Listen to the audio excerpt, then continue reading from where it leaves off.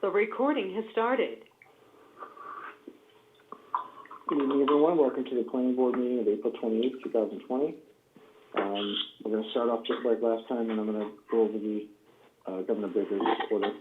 So, pursuant to Governor Baker's March 12th, 2020 order suspending certain provisions of the open meeting law, Chapter 30A, Section 18, and the Governor's March 15th, 2020 order imposing strict limitation on the number of people that can gather in one place. This meeting of the Town of Norton Planning Board will be conducted via remote participation to the greatest extent possible. Specific information and the general guidelines for remote participation by members of the public and/or parties with the right and/or requirement to attend this meeting can be found on the Town of Norton's website at www.nortonma.org. For this meeting, members of the public who wish to listen to the meeting may do so by dialing 978-990-5000 and entering the access code 753-867 when prompted.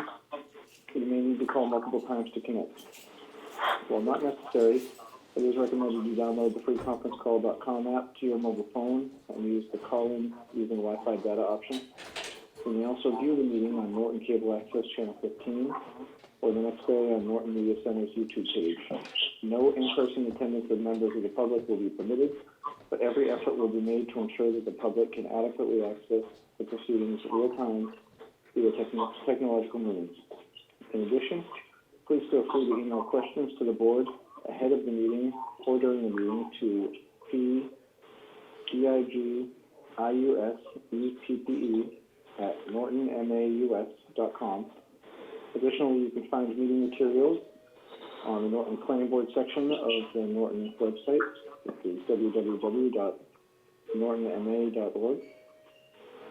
Every effort will be made to ensure that the public can adequately access the proceedings in real time. In the event we are unable to do so, despite best efforts, we will post on the Town of Norton website, again that's www.nortonma.org, an audio or video recording, transcript, or other comprehensive record of the proceedings as soon as possible thereafter. Specific information and the general guidelines for remote participation by members of the public and/or parties with the right and/or requirement to attend this meeting can be found at the Town of Norton's website, once again, www.nortonma.org. In the event we're unable to do so, despite our best efforts, we will post on the Norton Mass website, www.nortonma.org, an audio or video recording, transcript, or other comprehensive record of proceedings as soon as possible after the meeting. Okay, that being said, let's get right into it. We have a few bills to go through.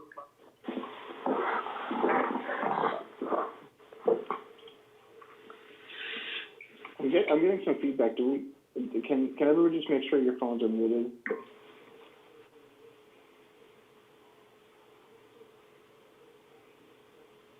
Okay, Paul, do you want to go through the bills that we have?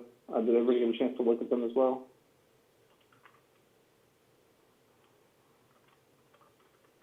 Yeah, we have 3 bills. 2 of them are reviews. So one is from is for work there for us for construction inspections for a project at 324 East, which was a project approved about a little over 2 years ago. So that's work that they're doing for us in terms of inspection around stormwater systems, and that for $360. Additionally, bear with me, my computer's a little slow.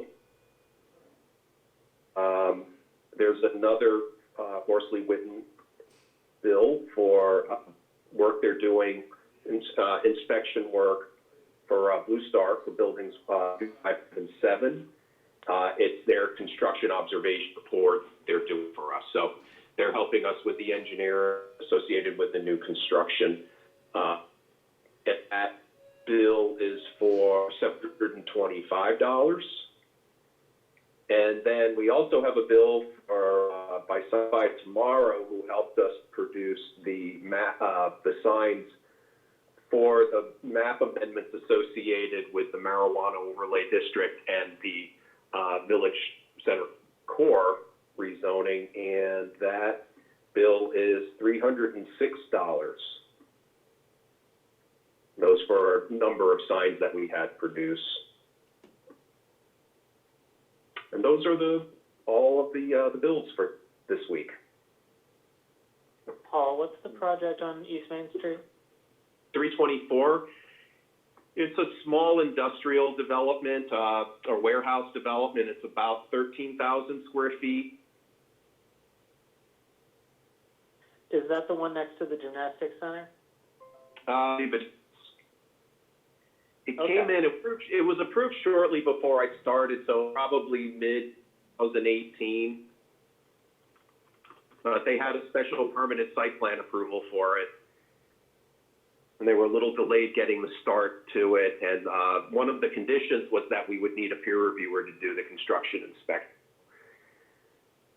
The applicant funded the Horsley Witten's contract, and so now they're finally going through and getting that constructed.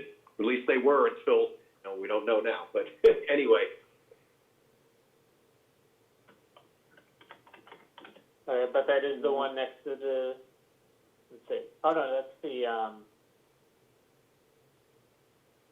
is that the I know what you're self-storage? thinking. I think you're thinking West Main Street.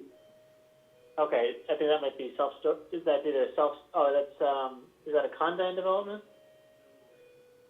No. Or is it the self-storage? I don't believe it's a self-storage. I believe they were storing.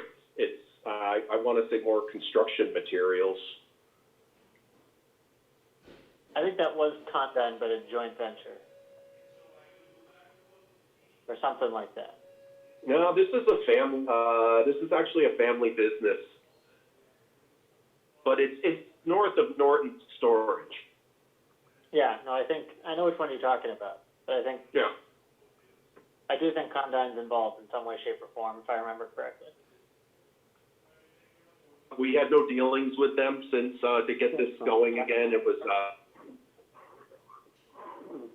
I remember it now. okay. Yeah, I'm looking at it now. It was an empty lot, right? Yeah. They were building a bunch of, I think it was 3 buildings with a bunch of little kind of small units for a few people each. It's building. Paul, you just broke up there. I don't think we cut any of that. They're building,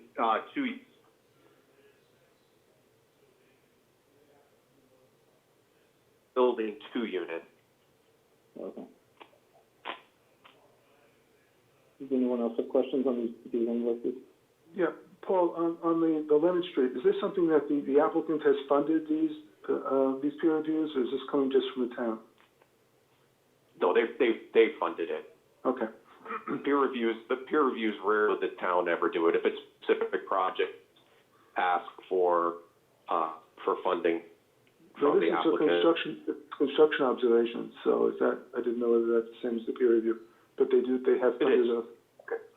Thanks. So the peer reviews, essentially what we can use peer reviews to help when we have projects in that you see. So it's the engineering review of the plan that oftentimes these larger projects. We will also hire the consulting firms to do the actual construction. They'll assist, they'll work with building commissioner or director, provide engineering services. Okay.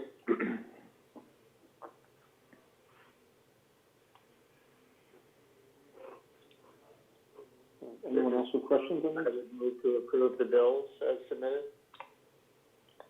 Thank you, Tim. Is there a second?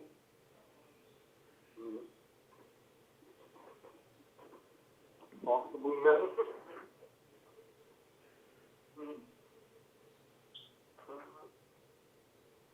Anyone? This is Joe, I'll second. Thank you, Joe.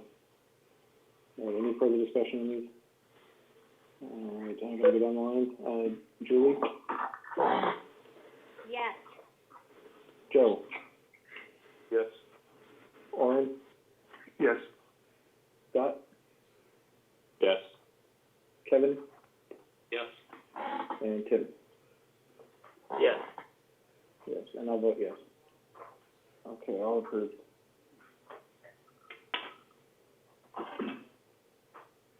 Now we have 2 minutes. We just have one set of minutes, Yeah. right? Possibly, man.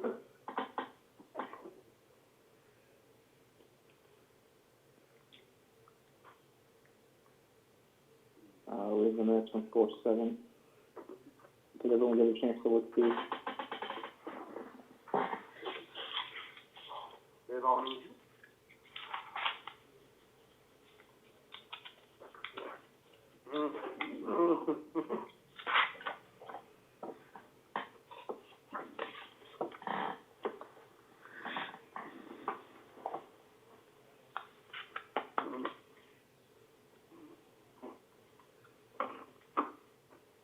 I'm not sure who on the line needs to mute their phone, but we need to have whoever it is mute their phone, please.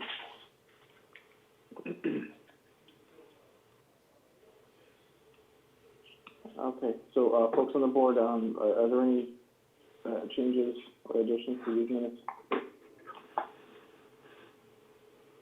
Then we're looking at the April 4th, I think I said 7th before.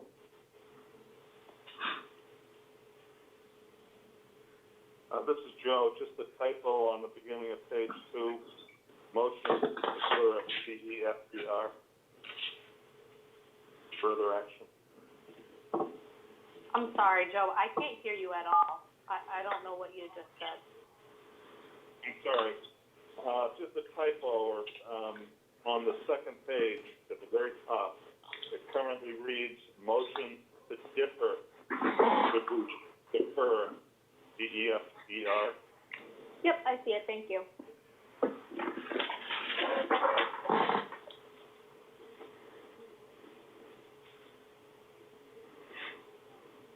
Okay, anything else, folks?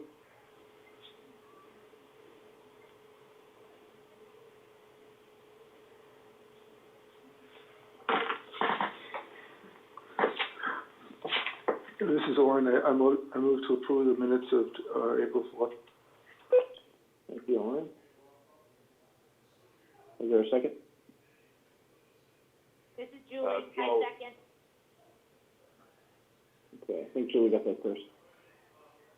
Or second. Okay, any further discussion? Can you guys go, because you're gonna have to put her to bed, honey. Hey, Nicole. In our room. Nicole, Yeah? mute your phone. Oh, sorry. Sorry. That's okay. Go to Okay, bed, guys. okay. I take it very serious.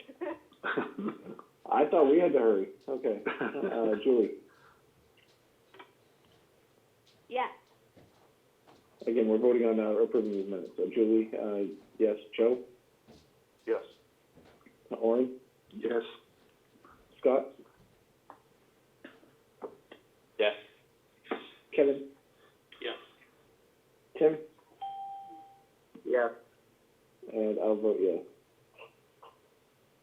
Okay, excellent. And I know we have a couple of things to discuss. I think we could probably, Paul, if you're okay with that, we'll do it after. We can go right into the public hearing. Right. Yes. Okay. So we'll open back up, SB 490, it's 108 South Worcester Street, Wayne River Estate.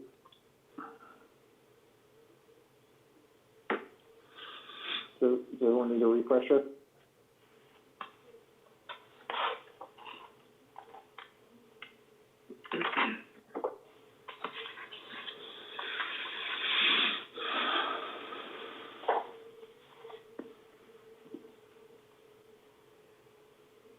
Okay, who do we have on from the applicant? Brian Dunn is here from MBL.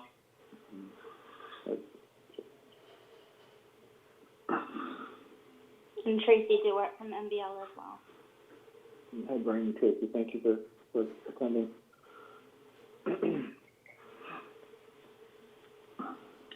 So let's see, we have the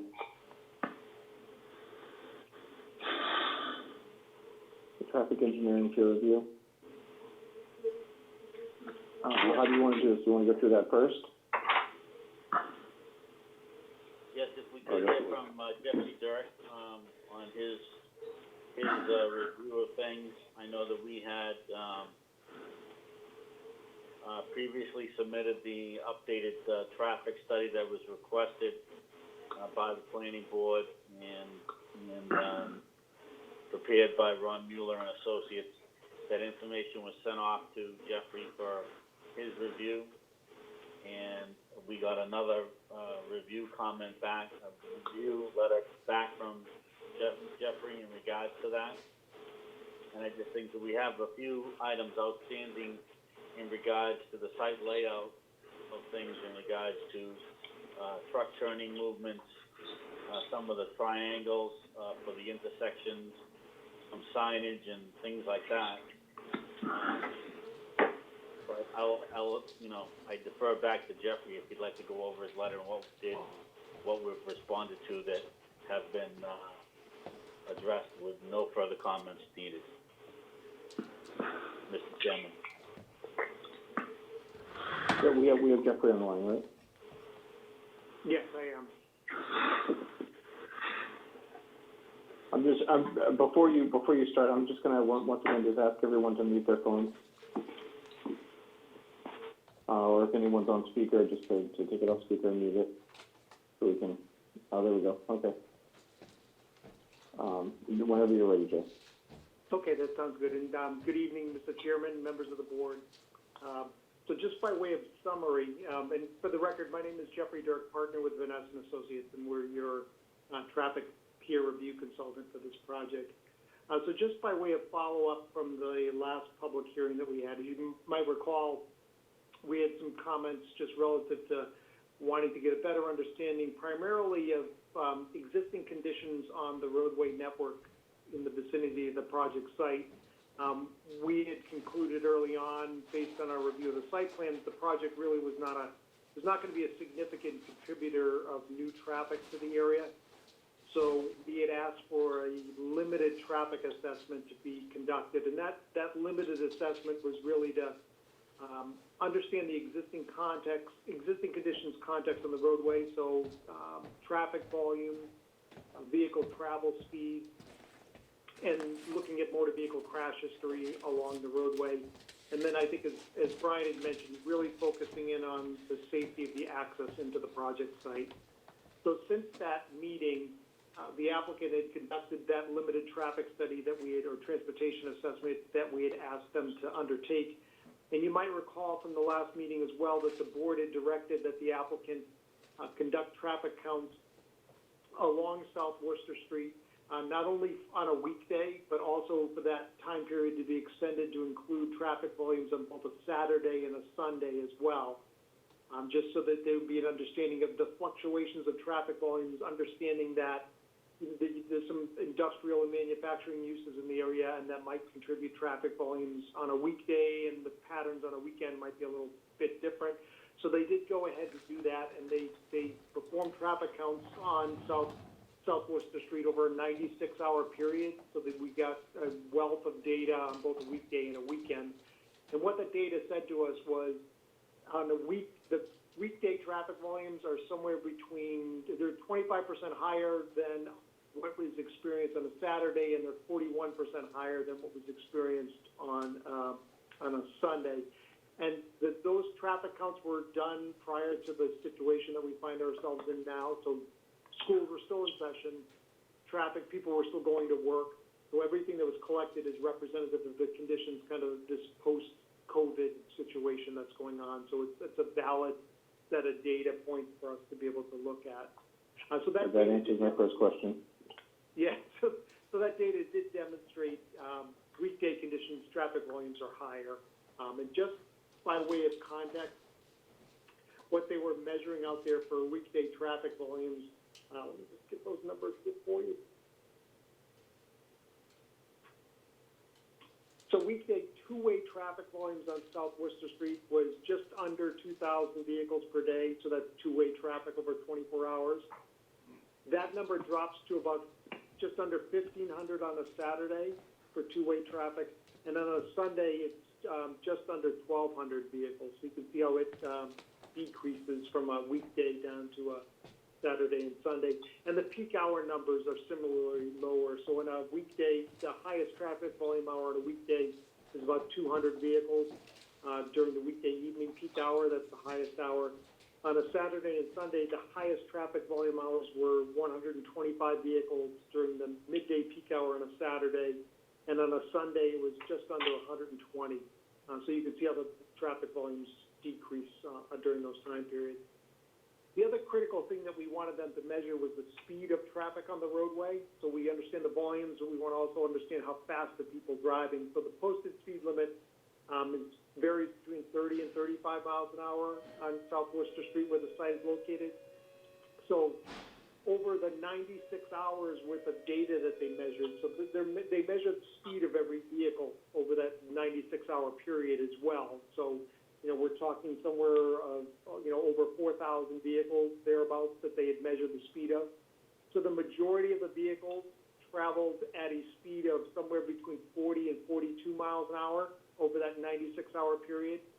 And so that majority, or the prevailing travel speed, that's the speed at which 85% of the vehicles they measured either traveled at that speed or below that speed. And that's, if we were setting a posted speed limit on the roadway, that's the way the state requires that we do our measurements. You measure the 85th percentile speed over the course of multiple days, and then that's typically what you post a speed limit at. That's how MassDOT requires that posted speed limits be established. So again, that prevailing travel speed was 40 to 42 miles an hour. The importance of why we wanted that information was to be able to look at lines of sight at the driveway or the entrance into the project site.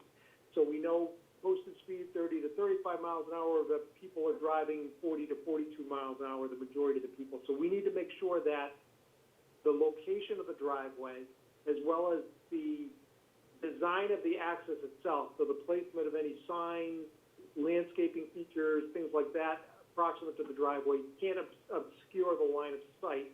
And when we're measuring the line of sight, it's based on the actual speed that people are driving approaching the driveway. So at 42 miles an hour, approach speed on South Worcester Street, if I'm either approaching the intersection along South Worcester Street, or if I'm someone exiting this development and I look to the left or right, I have to be able to see a vehicle that's driving along South Worcester Street a minimum distance of 325 feet away from the driveway in order to either safely exit the development, turn left or right, or if I'm driving along South Worcester Street and someone pulls out of the project and the vehicle just stalls in the middle of the roadway, as long as I can see that vehicle at a minimum distance of 325 feet, I can see it, perceive the vehicle being there, apply the brakes, and stop my vehicle before striking it. So that's kind of the worst case situation.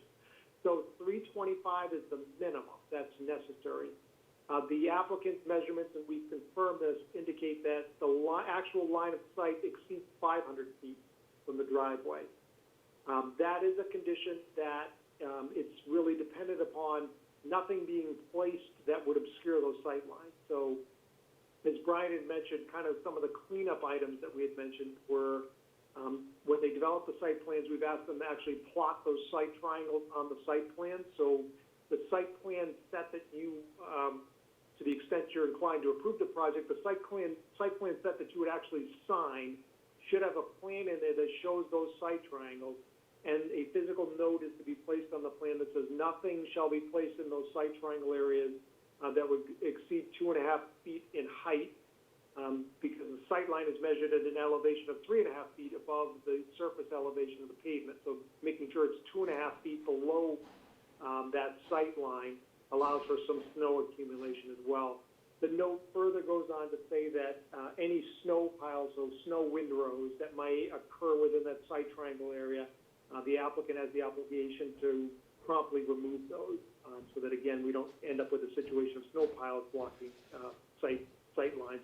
So that's actually those two things, the site triangle areas and that note will be on the site plan set that you sign for the project, so it's a condition, but also to the extent that there's any enforcement necessary, or just for the contractor's perspective, as they're laying out anything within those site triangle areas, the note tells them what kind of the parameters are. Now, in looking at the impacts of the project, I think consistent with what we had said before, it's a very low traffic generator in terms of the net increase in traffic. So again, if you look at the number of vehicles on South Worcester Street today that they measured, so just around 2,000 vehicles per day. This project is expected to produce an additional 240 vehicles on a daily basis, so that's your increase. So there's 2,000 out there today. They're going to add 240 on top of that as a result of the project. South Worcester Street is a low-volume roadway, even though it's 2,000 vehicles per day. The roadway itself, just in terms of its geometry and functionality, it can accommodate, or would be expected to accommodate, somewhere between roughly around 5,000 vehicles per day. It would be a capacity kind of limiting feature. So you can see, even with the project added to the 2,000 that's out there today, we're still not at a point where the roadway is reaching its design capacity. So that's a good thing in terms of context in relation to this project. Now, during the critical peak hours on a weekday, when the traffic volumes are at the highest level, the project's going to produce somewhere between 19 and 24 peak hour trips. So that's less than one vehicle every 3 minutes during the peak traffic volume hours. That's a level of impact that, if they were to do a formal traffic study and present the levels of service at intersections that you're used to hearing, you would not see any changes as a result of the addition of this project's traffic. As you get away from the driveway, those numbers get even smaller. So based on those trip generation calculations and looking at the existing traffic volumes on the roadway, it's confirmed our initial thoughts relative to the impact of the project, that it's not something, that the project's not going to produce a level of traffic that will be readily apparent. It would not cause any increase in motorist delays or vehicle queuing at the intersection over conditions that exist out there today. So that's an overall summary of our review of the information that the applicant had provided back to us. And as Brian had indicated, there's just a small, there's a small amount of kind of detail-oriented things on the site plans that we've asked the applicant to look at, but our review of those in terms of how they might affect the site plan is that there's nothing that, other than some nipping and tucking of some corners at intersections, nothing that would appreciably change either the number of units or the overall layout of the site. It's really just some cleanup items. So I'd be happy to answer any questions you have now or later on in the presentation. Okay, so what we'll do is, and I showed to this in the beginning, is we'll have the board ask some questions, and after that, we'll see if there's anyone that's from the public that has any questions as well. So we can start. Anyone on the board have questions on this? Tim, I have one.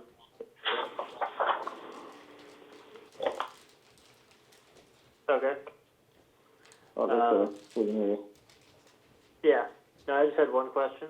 I know we've mentioned planning the sight lines for, I think you said 320 some odd feet for the 85th percentile of speed, but that the current sight lines are more towards 500. Just from a matter of understanding that some of the data that got sent over, I saw at least one traffic thing that ticked in over 70 miles an hour on that road. So I'm just kind of, what would the 500-foot sight line accommodate in terms of the speed as a ballpark? And if that back of the envelope math is available. Or... Yeah, no, that's so you're basically talking about, so that you're talking about highway speed with 500, and I know the 70 is probably, and it's obviously an outlier. So you're talking about 500 feet plus would give you a speed of about 55 to 60 miles an hour. Okay. So the sight lines as depicted roughly would, even though we're designing for 42 miles an hour, they really would give somebody visibility at closer to 50, low 50s. That's correct, yeah, I mean, at speeds that exceed those in that 70 mile an hour, if that person took the corner as they get to the east of the Yeah, site. I'm not their gonna car really would- Yeah, they'd leave the Yeah. road, but you're right, I mean, so yeah, I mean, you really run this balance of, they have more than what's required out there, and so, Yeah. you know, even though you might accommodate those outliers, I think the conclusion of what you're trying to get to is that it's certainly designed even for those outliers, and I would agree with you. Okay, thank you.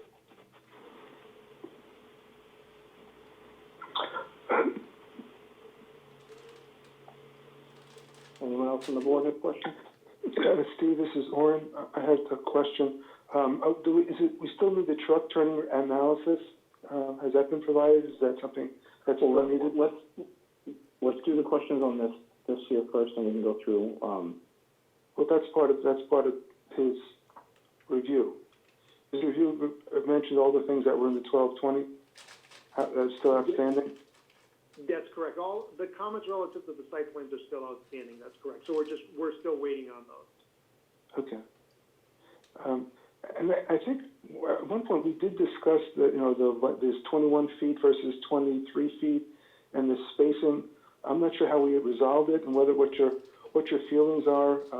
They're not far off of it, I don't think. And I think they mentioned, we talked about it a little bit, and I just don't recall whether you were there and what your feelings are in terms of varying from what you're suggesting. There's a couple just comments relative to that. So when you've got 20 feet is and 20 feet is the absolute minimum required for fire department access. They certainly have, from my review of the site plans, there's more than sufficient off-street parking that you could go to a narrower width roadway. I think 20 feet is a little too narrow, but it's to the extent that the board is comfortable with 20 feet, the only thing I would suggest is that you definitely need to make sure that there's no on-street parking. That's an absolute, and I would think your fire chief would require that. You cannot have on-street parking with a 20-foot dimension roadway. So that's the first thing. The second thing that complicates the 20-foot dimension is that there are locations in the site where they propose visitor parking, and that visitor parking is perpendicular parking spaces. And just thinking about the dynamics of a car and its maneuvering, so a vehicle our typical design vehicle is 19 feet long. And that kind of gets to why your parking space dimensions are the way that they are. So if you just picture a 19-foot long vehicle parked in a parking space, and you've got a 20-foot road behind that vehicle, so the physical dimensions of that vehicle backing out of that parking space, if it's got a car parked or a vehicle parked on either side of it, you can see how it becomes difficult for the vehicle to pull out, occupying the entire width of the roadway, and then there's really no room to cut your wheel to make your turn to leave. So what it means is that if you have a roadway behind 90-degree perpendicular parkway that's less than 23 feet in width, a vehicle exiting a parking space, 90-degree parking space, so the vehicle parked on the other side, has got to make multiple turning maneuvers to be able to exit that parking space. So it becomes difficult. It's not that it won't function. It's just that it doesn't function in an efficient manner. So it's not uncommon in residential developments, especially residential parking garages, that you don't always achieve that 23-foot dimension behind the parking space. But when you do it and sometimes in a residential garage, that's perfectly fine because people are regular users of those parking spaces, and so they know how to maneuver in and out of the spaces. I think more of the issue here is that when you do it on a street or an internal roadway that's being used for circulation purposes, that vehicle making those multiple maneuvers, if it's doing that, is impeding the flow of traffic. So that's kind of a long explanation of getting to, if the roadway width is less than, let's say, 22 feet and you have perpendicular parking, it's going to be very difficult to get out of those parking spaces. And when those maneuvers are happening, you're inhibiting the flow of traffic. So those are some of the cautions that I have in that if you go down to 20 feet, it's gonna have a ripple effect in terms of the circulation and turning maneuvers that are required for emergency vehicles. You're gonna need wider intersections and larger corner radii for the vehicles to make those turns. And then the on-street parking spaces become very difficult to use, and it start to inhibit circulation. So the dynamics of all of that, to the extent the applicant wants to go down to narrower traveled ways, that's gonna be, they're gonna need to do that turning analysis and show that all of that maneuverability can still be maintained at roadway width that get down less than, let's say, 22 feet. Thanks. Thank you. This is Tracy Dort. Can I respond?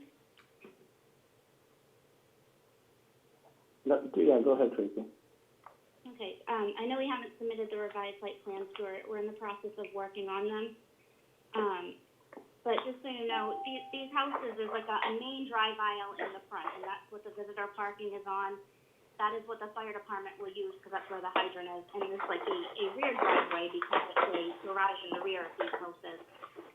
The rear aisle is the one that was 20 feet. The main one in the front has always been 24 feet. And in addition, we are moving the houses so that they're 23 feet from the garage to the 20-foot driveway behind them. And I sent the truck turning There's a radii lot of plan. background noise again.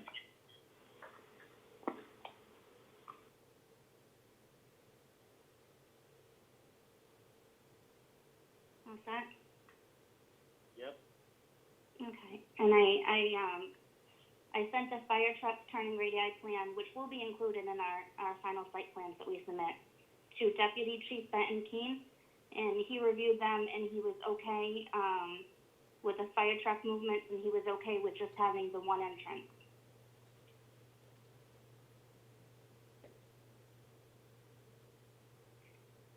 I don't know if that Thank helps you, Tracy. clear up anything.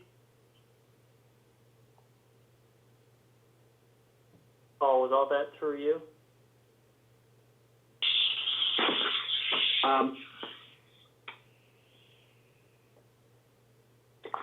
I have to just confirm if Benny, our Deputy Chief Keene has given that. I didn't have it in my records, but let me just do a quick check and see if I have it. It's not ringing a bell, but he might have.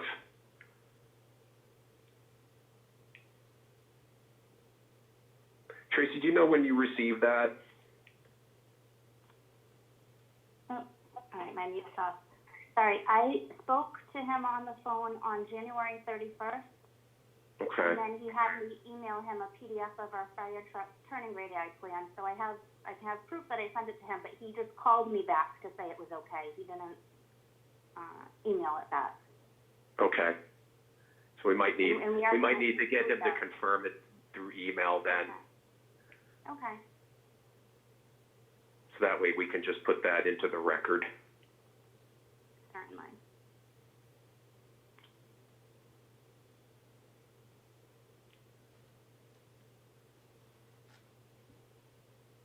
Anyone else with questions here? From the board?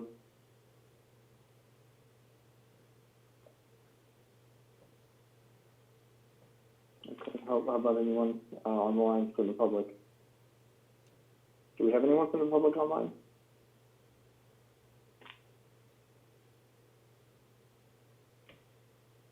Yes, Let me, Matthew Martin and Mallory Harper from 92 South Worcester Street on the line. We don't have any comments specifically for the traffic study.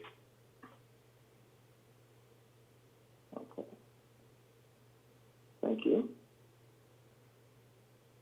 So it looks at this point, we have to continue. Sorry, I'm pulling up my calendar here just even Paul, what do you think is the best available for this? I know we have a lot coming up too. right. I would not recommend next week. Well, besides you've got other information, there's still, but you have meetings on the 19th and the 26th. You have that 26th as well.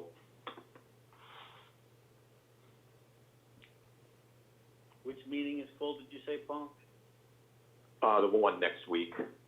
Yeah. All right, what about Yeah, May 26th?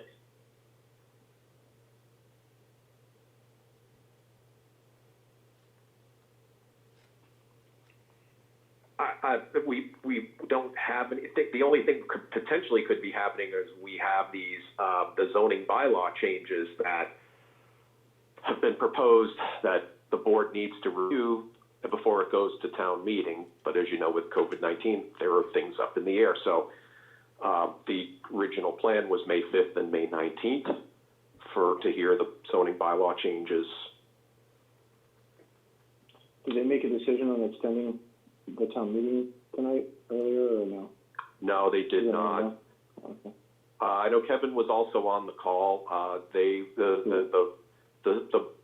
select board is looking on Thursday to look at trying to confirm the date. But right now it's June 8th. But Okay. they're going to look at that. Could be later. So if they're What's looking the at the 26th,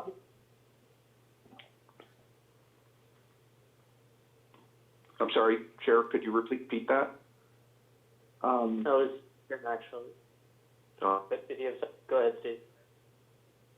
no, I was gonna say, if they're looking for the 26th, I mean, we're still looking for more information too, and that gives them, a few weeks to make sure it's all in.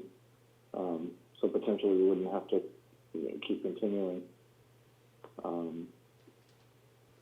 mean, I'm good with the 26th. I think if they don't extend the town meeting, then I think we'll still have time to do everything else.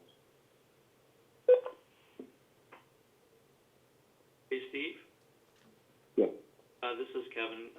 So there was some discussion and a dialogue among the selectmen and the other folks on the call earlier about the importance of potentially limiting the number of articles on the town meeting, whenever that would occur. They didn't want to change the June 8th date yet, but in all likelihood, it's going to be pushed out later. And when it That's is what I held, thought too. and when it is held, there was a consensus pretty much that only pertinent and important and necessary articles be discussed and voted on at that town meeting, given the nature that it will be a very stressful and challenging town meeting to begin with. They felt that it should only, hold the articles that are really important in order to move forward for the town's business. So I don't want to speak, obviously, for anybody on the Board of Selectmen, but I wanted everyone to think about that as we go forward on if we're asked either remove articles or not move them, or whatever the case may be, that we've given a little bit of thought offline. Well, thank you for that, Kevin. I agree. I don't think that everything will be put on there, but until there's a definite decision, we probably should just move forward as if we're going to have everything on there. I personally don't think that we're going to be able to put everything on, and I do think they'll end up extending it. And I think So that's why I don't think there'll be a problem on the 26th. I think we'll be fine. yeah, and Joe spoke about this too at one of our previous meetings. I think there was a comment made also earlier tonight that, everyone is entitled to attend the town meeting, but obviously for articles, the more interest there is, and Yeah. that plays into this as well. So just want to let everybody know that.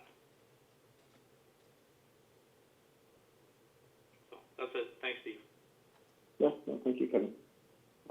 So is everyone on board moving this to continuing to the 26th with this? Steve, can I just ask, Paul, when you originally sent this around, you had sent us some information on the actual affordable housing statute, and there's a bunch of data that you called out as being required. I just asked what the status of that might be, and whether they're working on that, and whether that's going to be part of their submission on the 26th. Or can you, can you be a little more specific? You're referring to, the article 19?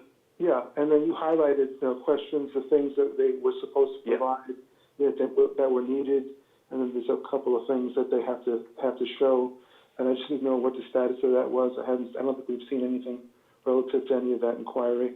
I'm trying to remember if that had been brought up at the meetings, but, I don't know, I don't recall in the first meeting or so if those issues had been discussed. But I think it's, they need to meet the requirements of Article 19. Okay, well, there's just, you had called for them providing some information and calls from, that ultimately would be needed, and I just didn't know where they were with it, whether they were providing that, and we're working on it. Would any of that be needed for our purposes? Oh, I'm sorry, Steve, could you repeat that? would any of that be needed for our purposes here? Well, I'm pulling up my notes on that, but these were comments regarding what was in Article 19. I know we discussed it, and I don't recall if the solution was we wanted to see it as a reference, but not as part of our decision. So it would be the board's discretion to ask for that information. So, for example, I'm scrolling through it now. There wasn't a great deal, but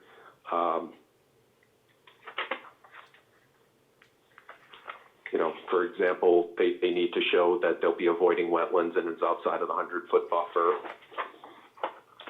No, that's the site plan. This is on the Affordable Housing Statute, where it says applicant has not submitted information and states that he will provide the information during the process. And this is the Affordable Housing Unit. There's a whole bunch of things that you had highlighted, and I just I opened the wrong file here. Information provided about the process for purchasing of affordable units. There's a whole bunch of things that we need to qualify for that I think comes before us, and we need to make sure that it's a condition of granting it. And I just didn't want to wait till the last minute. I'll put those back. I'll resubmit those.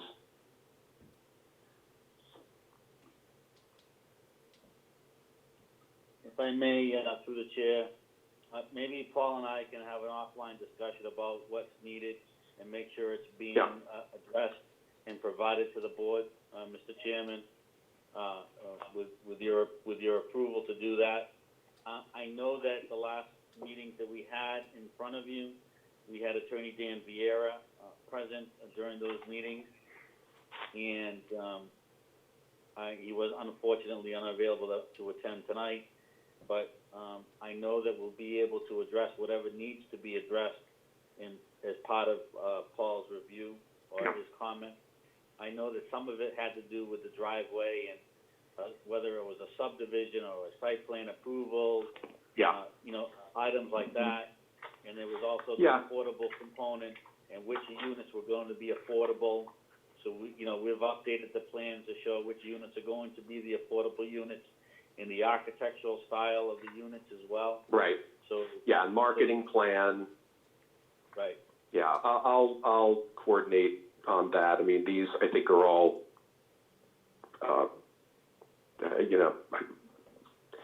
we'll coordinate on it. Information on maximum income and selling price points. So we'll take care of that. It's a good point for Warren. We want to make sure that you're not coming back and then having to continue again for more information. And we'll try to limit that if we can. Yeah, we would like to try to be done at the next meeting if we can, Paul. So let's circle back tomorrow and make sure we get the right list together if you have time, and we can make sure that we're hitting everything that needs to be hit, so we can provide it to the board for their discussion and ultimately, for their approval. Okay. Yeah, I thought there was also supposed to be a landscaping plan. I don't think we've seen that yet as well? Yes, we, as part of the revised set of plans, we will have a Okay. landscaping plan, and probably a detailed blow-up of each a typical unit, and what will be provided in front of each and around each unit. Okay.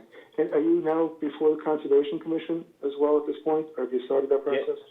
Yes, we've started that process, and in fact, we are out there again today doing additional test pit data and soil data that was requested by the Conservation Commission and their peer review consultant. And based on that data that we received today, I'm sure that we'll be able to address his drainage concerns and finalize the site plan to be developed so that it will address his concerns as well as the Commission's concerns. Is there a stormwater peer review being conducted for us or for them at this point? That is the stormwater peer review. His name is John Chessier.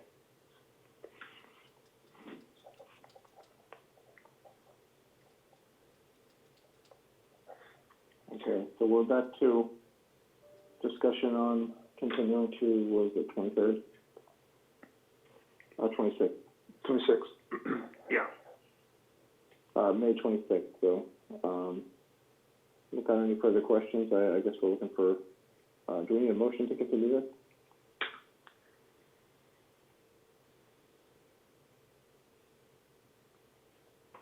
So moved, Steve.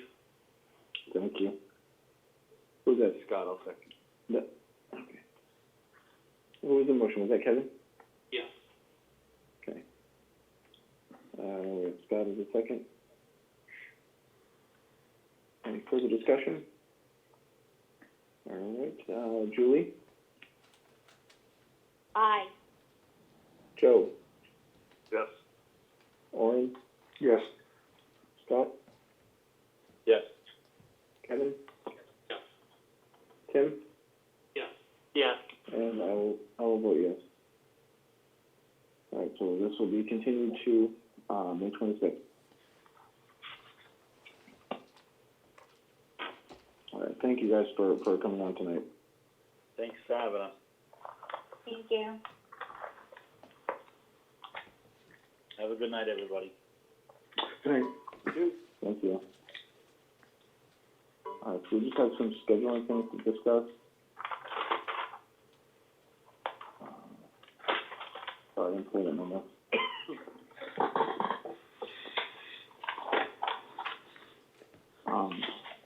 How far in advance do we have meetings booked out? Is it just through June? Just June 23rd is the last one I see.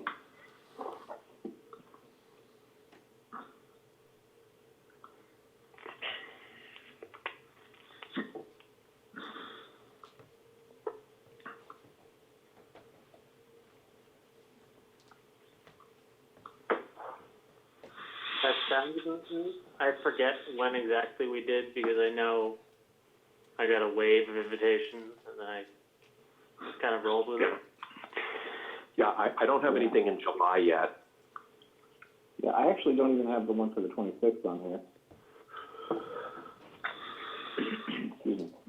Yeah, I think we only went to June, so we should probably do at least a couple more months out, July and August.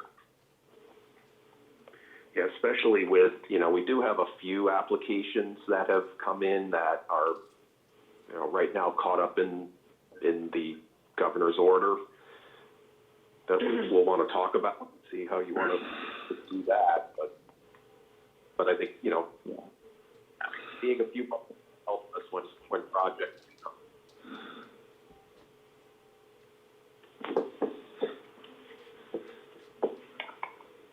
Well, I don't I'm see not it. sure if anybody has big summer plans. So we're thinking, July 14th and 28th.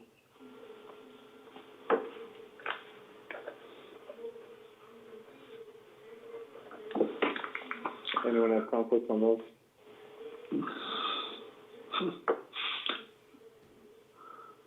Is there a reason we didn't want to do first and second?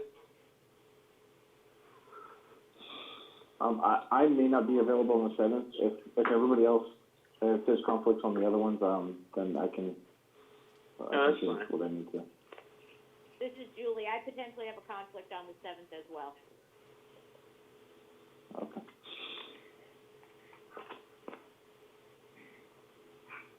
So is everyone okay with the 14th and 28th?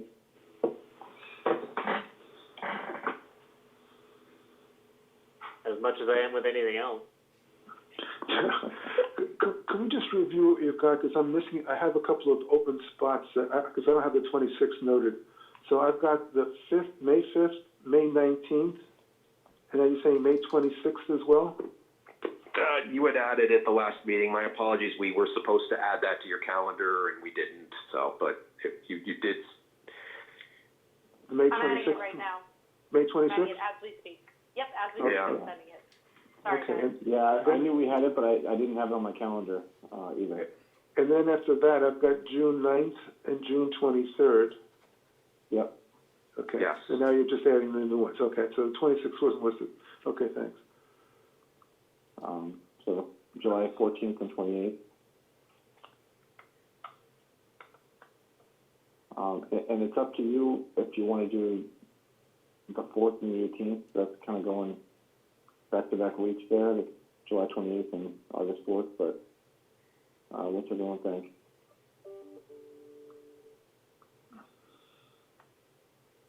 Yeah, I'm not sure if avoiding the last week in August is wise from a who knows what the heck schools are going to be doing perspective. Yeah.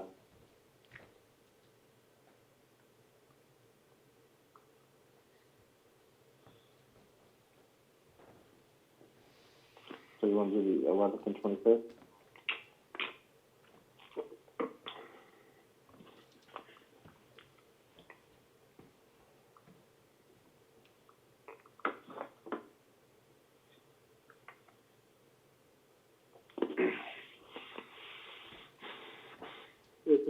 Tim, I think my feeling would be pencil them in for now, and I mean we don't know anything happening outside the next 2 weeks in the world around Yeah. us. So. Right. Yeah, I mean, I would expect it's going to be some level of remote participation still at that point. Oh, yeah. Yeah, But we don't know, I'm more but- concerned about if we have to continue anything, that we have meetings available to continue to. So, yeah, for the August 25th one, I'd potentially leave that one as light as possible. But yeah, the 11th and 25th, is that right, Sid?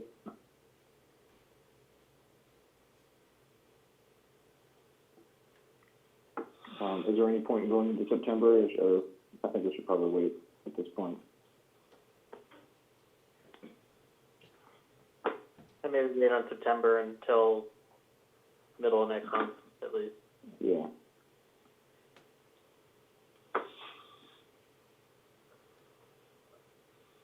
All right, Nicole, do you have those? Yep, I have them. I'll send them out tomorrow if that's okay. Yep. All right, absolutely. All right, Paul, was there anything else?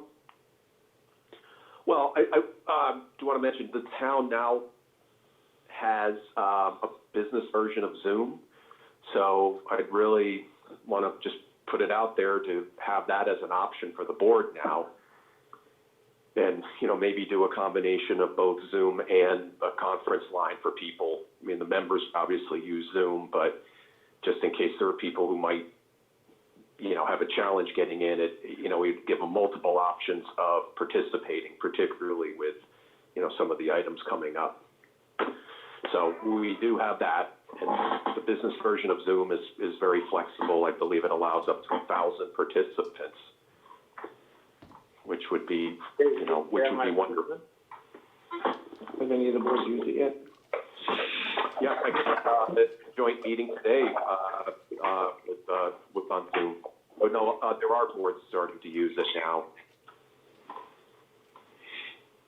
But I think if we were able to do both, the conference call line and Zoom would be a good way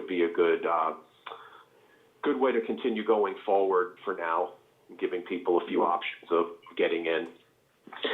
It also might be clearer, because calls, we keep on getting dropped parts of conversations. Yeah, So Zoom might actually be a clearer way of dealing with it. I think so, yeah. The Zoom meetings I've been in have dropped quite a bit, but, yeah, a little clearer than this, because tonight's been pretty rough. Zoom also has the mute everyone option. Yeah, yes, it does. This is Julie. I think that one of the good things about Zoom would be the share your screen feature as well, you know, kind of Yeah. each individually try to follow, but if we're gonna be reviewing new applications and new information, if there's a way to, you know, have share your screen either by, you know, Paul or the applicant, it might help us kind of follow along a little bit better as well. Yeah, definitely. So yeah, I'm all we'll for work. it. Other than the fact that I'll have to cover up my quarantine mohawk. So. Please do. At least it's not a mullet. Anymore. Oh, good. No. Good mullet to a mohawk. So So then, is that something we have to approve, or I'm sorry? we don't have to vote and approve on that, right? We can just set that up for whichever meeting we want, or all of them.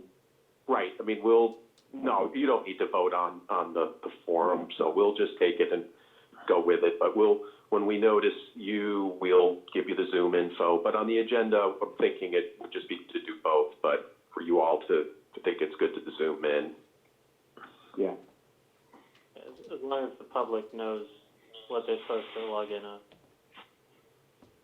Right, well, that's critical. And so I've started drafting up next week's agenda and, you know, I don't have my Zoom login info yet, but we would use that. And so they did today for the joint meeting today. They had on the agenda, they had it listed. So I don't know if they were members of the public just on there as well. So, and it seemed to be, they had 64 people on it today. So, and it seemed to work pretty well. But like Steve said, I've had problems with Zoom too. So, but hopefully the business version will give us a little more capacity. All right, and we had one other thing about a signature, approving having one person sign for like A&Rs and things like that. Paul, do you want to talk about that? Yeah, there is a state provision that allows a board to authorize a member to, an event like this, to have the chair, say the chair, for example, sign on behalf of the board.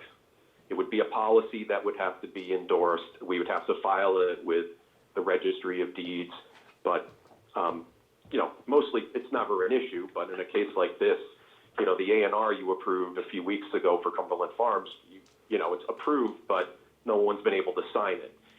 And so this provision would give,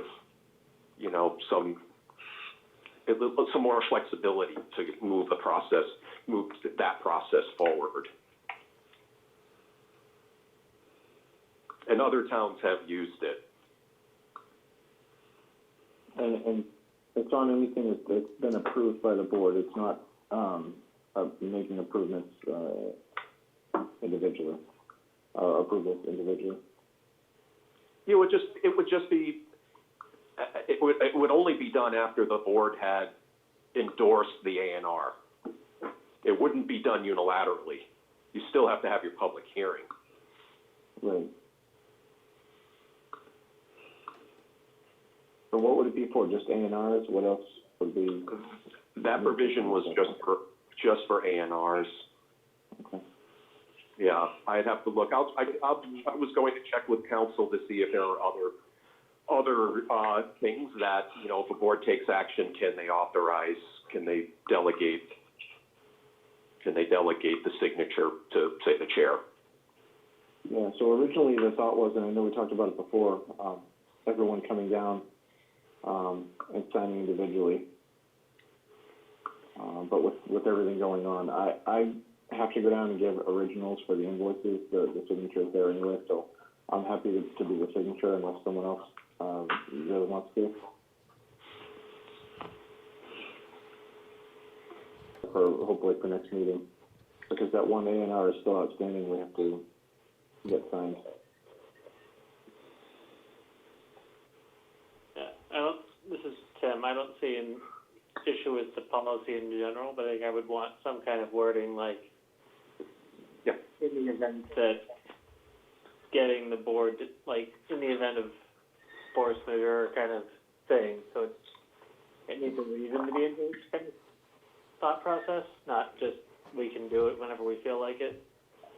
That's my feeling. Yeah, I'll work with council on language for it, but, it could also be you trying to sign different A&Rs. It can take a while Paul, you're to breaking away. up. But I'll work with Amy to get some language to you. I think there's already some templates out there from the other towns that are doing it. Yeah. Okay. Yeah, just so everybody knows, so we'll discuss that next week too. I think I said it before the meeting started, the governor yesterday announced notaries, can do it, basically online as well. There's a lot of stipulations to that, but I don't think it impacts us directly, so. Great. But we'll look to see what other things that might make the system more efficient. Obviously, still not, still obviously the board retains responsibility.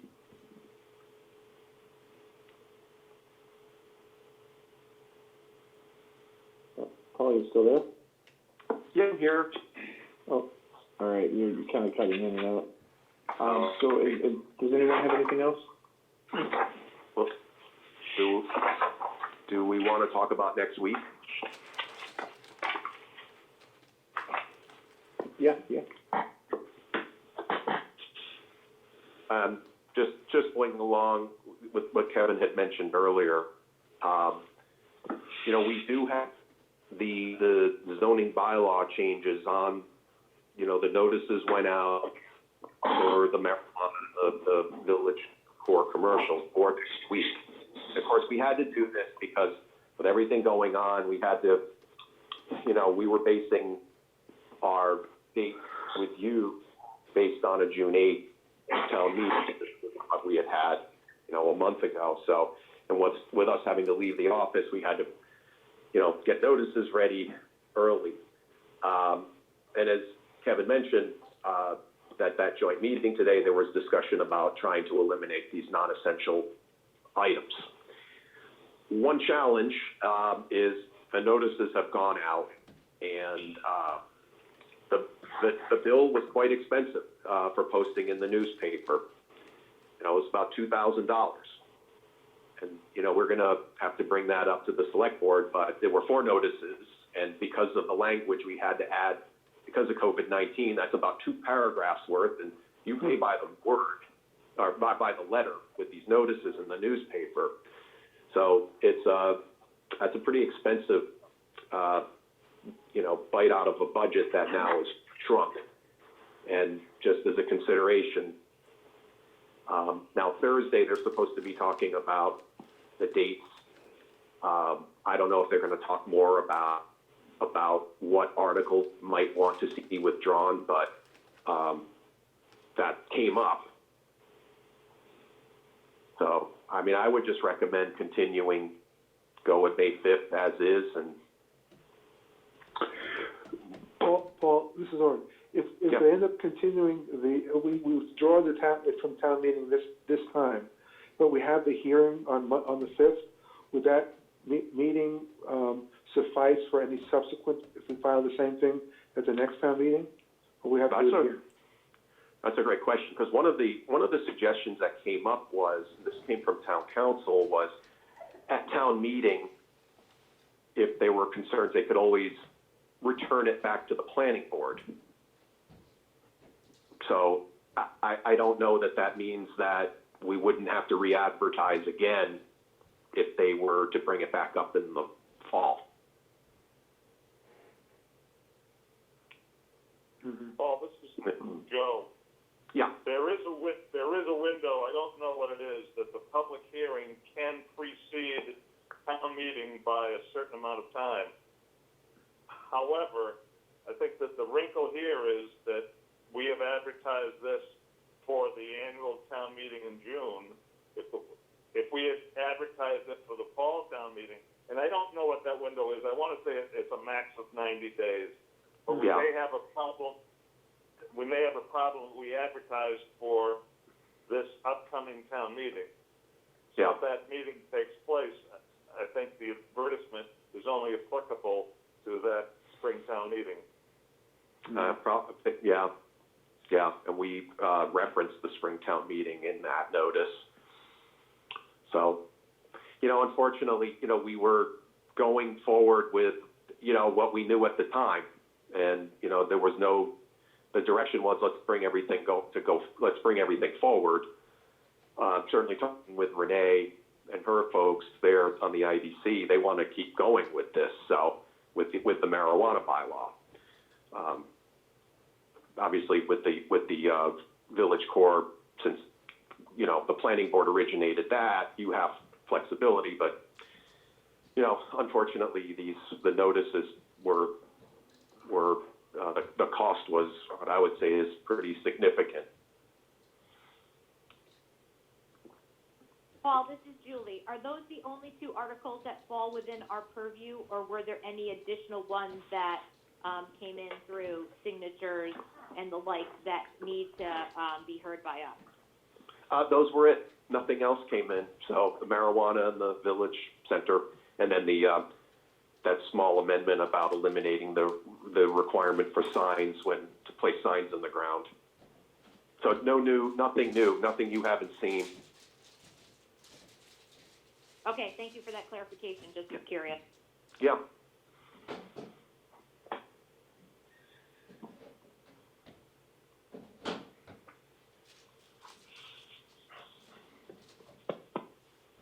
Okay. Anything else, folks? And just to confirm, the select board is meeting again on Thursday, is that correct? Yes. Yeah.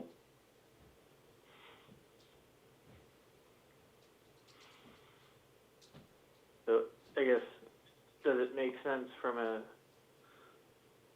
scheduling standpoint to, if the articles aren't going to be, if town meeting's officially pushed out on Thursday, do we want to essentially, we'd have to open up the meeting and continue it because we've noticed for the meeting, so never mind. Yeah, we have to make a decision next week. Yeah, we have to open them anyway because it's noticed for it. It's tough when things change daily, so, yeah. Right, and that's, we were, again, our direction was to go forward with it, and what we were always trying to make sure we accomplished was getting the planning board's recommendation well in advance of that time frame before you couldn't, and you'd have to amend on the floor. So, if you heard it on the 5th, and, there's certainly no harm getting, assuming these are going forward, getting these recommended earlier. But I should mention too that Mike, the town manager, is going to be talking with town council too about, he was well aware of our situation with the bylaw changes, and he wants to see, get some advice from council about that, because one question I had was the select board forwards these changes to the planning board. Do they have the ability to take them back? I don't know. So we'll find out about that. But we'll certainly let them know that there's a cost consideration in here.